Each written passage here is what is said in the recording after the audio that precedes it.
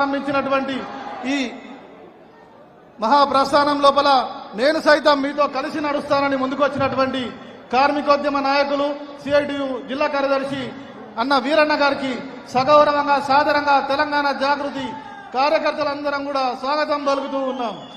సోదరులారా, త్యాగాలు చేయకుండా ఏ నేల కూడా తమ హక్కుల్ని సాధించుకోదు అన్నది ప్రపంచ చరిత్ర మనకు నేర్పుతున్నటువంటి పాఠమైతే ఆ పాఠాలను మదిలో తెలుసుకొని ఆనాటి సాయుధ పోరాటం నుంచి నిన్న మొన్నటి తెలంగాణ ఉద్యమం దాకా ముందుకు సాగినటువంటి వీరోచితమైన పోరాటం మన తెలంగాణ ప్రజల సొత్తు. అలాంటి తెలంగాణ లోపల ఈ ఖమ్మం జిల్లాకు, ఉమ్మడి ఖమ్మం జిల్లాకు ఒక ప్రత్యేకమైన స్థానం ఉన్న సంగతి మీ అందరికీ తెలుసు. ఇవాళ అదే పోరాట స్ఫూర్తిని మదిలో తెలుసుకొని ఆ పోరాటిక స్ఫూర్తికి సలాంలను అర్పిస్తూ ఇవాళ తెలంగాణ జాగృతి ఇక్కడి నుంచి మరోసారి ఉద్యమ జెండా ఎగరవేయవుతా ఉన్నది. ఆ జెండాను సైతం నేను సైతం భుజాన్ని ఇస్తా అని చెప్పి వచ్చినటువంటి వీరన్న గారికి సాదరంగా స్వాగతం పలుకుతూ వారి నాయకత్వం లోపల చేరడానికి వచ్చినటువంటి సోదరులందరూ కూడా దయచేసి వేదికకు కుడివైపున రావాల్సిందిగా కోరుతా ఉన్నాను.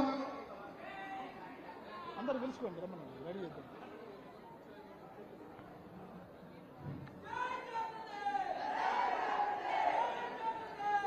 తెలంగాణ సమాజానికి అవసరమైనటువంటి ప్రతి సందర్భం లోపల కూడా తెలంగాణ జాగృతి ముందు నిలిచిన సంస్థ. ఇవాళ కేవలం తెలంగాణ గడ్డ మీదే కాదు, విదేశాల్లో సైతం మన బతుకమ్మ జరుపుకుంటా ఉన్నారు, మన సంస్కృతిని జరుపుకుంటా ఉన్నారు.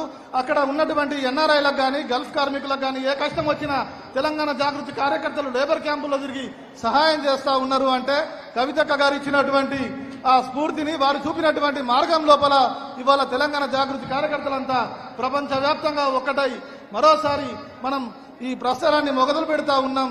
ఈ జాగృతి 3.0 కార్యక్రమం లోపల ముందు నడుస్తూ వచ్చినటువంటి వీరన్న గారికి స్వాగతం పలుకుతూ, పోచమ్మ మైసమ్మ గ్రామ పోలేరమ్మ, వానొస్తే గంగమ్మ వనములో సారమ్మ, చిబ్బి పూల నడుమ గౌరమ్మరా, ఆడబిడ్డల జాడ బతుకమ్మరా, మొత్తం తెలంగాణ లోపల మన సంస్కృతికి కొండ గుర్తైనటువంటి బతుకమ్మను మళ్ళీ విశ్వపీఠం పైన ప్రతిష్ఠించే ఉద్దేశంతో ఎక్కడ మీ పండుగ అని అవమానాలకు గురైన చోటనే బతుకమ్మను ఎత్తుకెత్తుకొని ఇవాళ విశ్వపీఠం మీద తెలంగాణ తల్లిని తన వెంట తీసుకొని ముందుకు కదులుతున్న తెలంగాణ సాంస్కృతికోద్యమ నాయకురాలు కవితక్క గారి ఆధ్వర్యం లోపల ఇవాళ ఈ జాయినింగ్ కార్యక్రమానికి పెద్ద ఎత్తున విచ్చేసినటువంటి ఉద్యమ చైతన్యానికి వారసులైన కొత్తగూడెం ప్రాంత యువతీ యువకులందరికీ, ఆడబిడ్డలందరికీ, అన్నలకందరికీ కూడా స్వాగతం పలుకుతూ కార్యక్రమాన్ని కొనసాగించవలసిందిగా అన్న కిషన్ నాయక్ గారిని కోరుతా ఉన్నాను.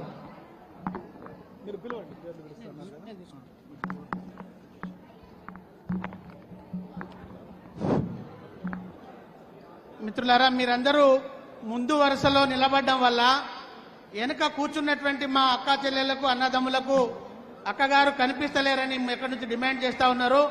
దయచేసి కొద్దిసేపట్లో కుర్చీలు వస్తాయి. ఈలోపు మా తమ్ముళ్ళందరూ కూడా ఎదురుగా కాకుండా పక్కకు నిలబడవలసిందిగా మీ అందరికీ ప్రత్యేకంగా విజ్ఞప్తి చేస్తా ఉన్నాం.